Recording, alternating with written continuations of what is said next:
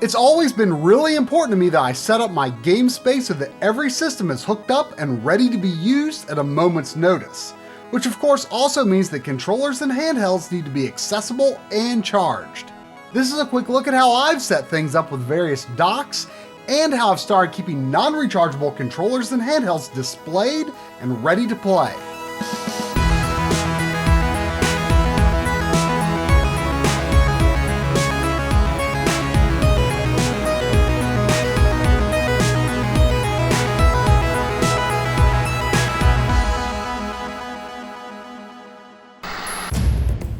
When I bought my PlayStation 3 in 2008, I immediately decided that I do not like charging controllers with USB cables.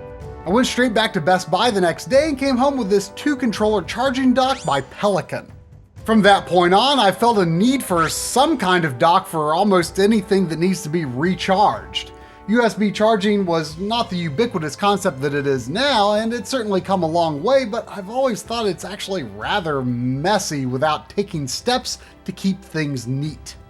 Now, to be clear, I'm not saying that anything I'm using is the best dock or necessarily even all that well designed. I'm not recommending anything in particular, so much as hoping that maybe this will help spark an idea for your own setup.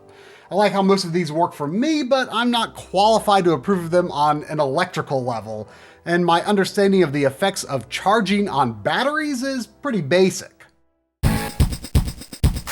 Remember that the goal here is to make it so that I don't even have to think about whether a controller or handheld is ready to go.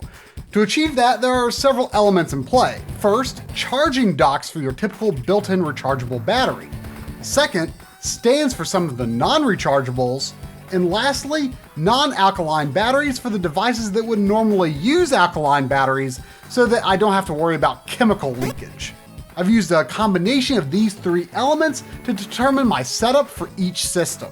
The stands I've got here were sent by Rose Colored Gaming, who cut their own acrylic stands and sell them on their shop. When they first offered to send us some products to review from their display section, I honestly wasn't too interested, because even though I think they look really nice and I love how they have real logos and even unique stands for very specific limited edition systems and controllers, my feeling was that they were more for displaying a collection than for functional use. But when I took a closer look, I thought, why not?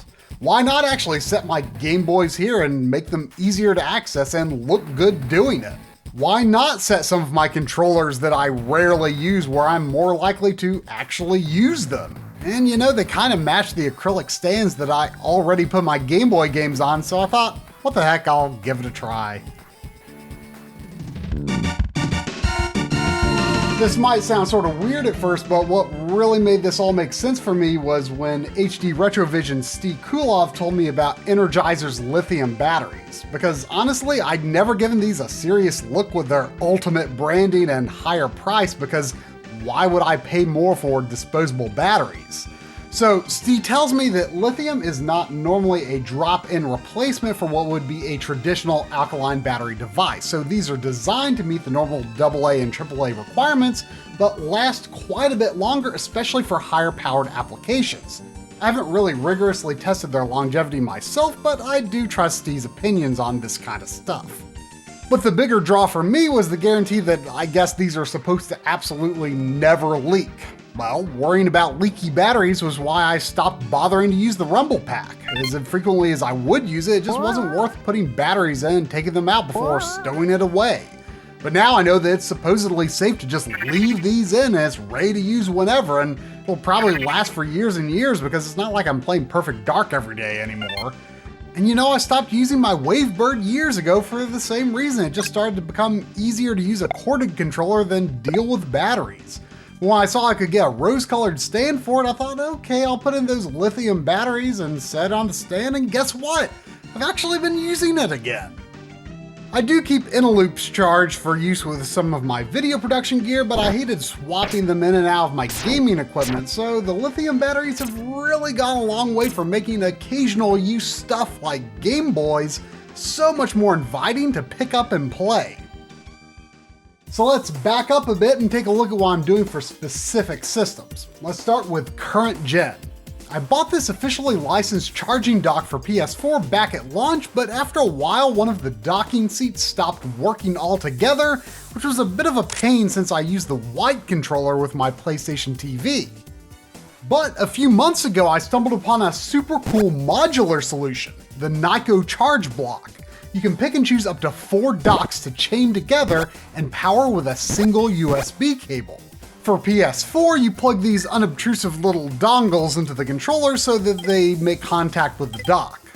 For Xbox One, a nickel-based rechargeable battery and battery cover is included. Who knows how long the battery will last though. Seems great for now, but I suppose one day maybe I'll have to start using the lithium batteries or Inteloops with the Xbox One, but it could still sit at the cool angle on the dock. Word of warning, the PS4 and Xbox One charge blocks have really bright LED strips that blink when charging, so you might want to set them outside your field of view.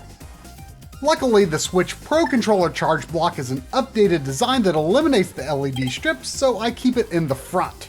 I did one time have a problem where the Switch Pro controller wasn't actually charged when I went to use it, but in general, the charge blocks have been one of my favorite recent additions to my setup.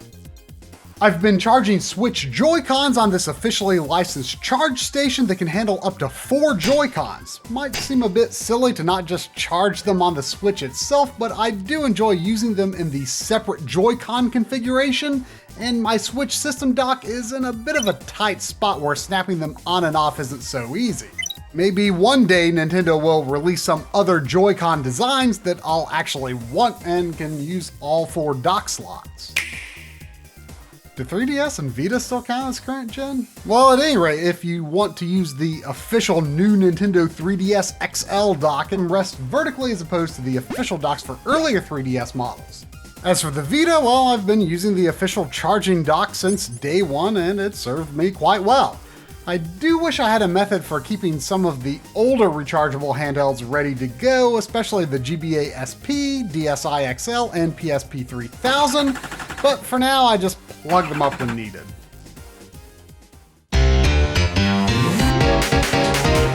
Going back a generation, the Wii U System Deluxe bundle came with a cradle for the gamepad, so that's never been a concern at all, and luckily the high-capacity replacement battery that you used to be able to buy on Nintendo's online store is made so that I never really need to worry about plugging in while playing. What did take a while for me to find was a good charge dock for the Wii U Pro controller. This USB-powered dock I found on Amazon has been great and was really cheap when I bought it, but I don't think you can easily find it anymore. I like to keep the Pro controller charged because the Mayflash wireless dongle has made my preferred PC controller in recent years. Of course, that old PS3 dock keeps me going for the PS3 as well as the DualShock 3 that I've synced to my PSP Go. For Xbox 360, I used to use the official charging station with the battery packs, but I noticed it making some squealing sounds and it worried me enough to stop using it. Luckily, the rose-colored stand and the Energizer lithium batteries have made it easier than ever for me to use the 360 controller. I did add some glue to reinforce the connecting pieces on the bottom for extra stability, which I felt it needed since it lacks the horizontal brace piece that the WaveBird stand has, something I'd like to see added if they revise the 360 display in the future. Now, when it comes to Wii Remotes, I've tried a bunch of things. You might remember those old Nyko charging stands that came with their own rechargeable batteries, and they just did not last. A bit of an obscure fun fact is that there is in fact an official charging dock with a rechargeable battery, but it was released in Japan after the Wii U was already out. You could later buy it on the North American online store, but honestly it was rather overpriced. I used it for a few years, but wanted to keep more than one Wii Remote ready for use. I thought the lithium batteries along with the rose-colored stands would be the answer, but unfortunately I was much less impressed with these. It's super cool that they offer options for special Wii Remotes, but the way the connector port slides into these tabs doesn't really feel too good. And on some of the stands, they're way too loose. These might be cool if you've got a neat Wii Remote collection, but I can definitely say the current design isn't great if you want to stand for Wii Remotes you actually intend to pick up and use. So for now, I'm using the lithium batteries and just laying them down. That's fine, I suppose. Over the past couple of years, 8-bit DO controllers and their associated retro receivers for NES and SNES have become popular wireless alternatives to Nintendo's official wired controllers. While there's a lot of debate over whether the D-pads might be a bit squirrely, they're close enough to the feel of the originals that I do enjoy not having to bring out my wired controllers all the time. The only big problem for me is keeping them charged. For a while I was using this universal phone charging dock for micro USB phones. It worked okay, I guess, but it wasn't always easy to line up the USB connector, it would flop about, NES and Famicom style controllers faced the wrong way, and I could only charge one at a time. For now, I'm trying out something of a middle ground between docks and cords, magnetic charging cables. The ones I have here are branded as smart and cool and come with low profile connectors that fit inside the controller's USB port. Then they magnetically connect to the cable in right side up or upside down orientation. I bought a few spare magnetic dongles for all of my 8-bit DO controllers. The other plus is that I don't have to wear out the controller's port so much. It's not a perfect solution since I can only charge 2 controllers at a time with the cables I have, but for now it's the best idea I've got. If 8-bit DO would ever make their own space-efficient multi-controller charging station, I would absolutely be buying that. As for my regular wired controllers and other accessories, I just keep them in individual Ziploc style bags inside IKEA baskets. To me, gaming hardware is meant to be used, and setting it up to be easy to use makes it more likely to be used. I'm always interested in ways to tweak and improve how I accomplish this, at least as long as I've got the space for it.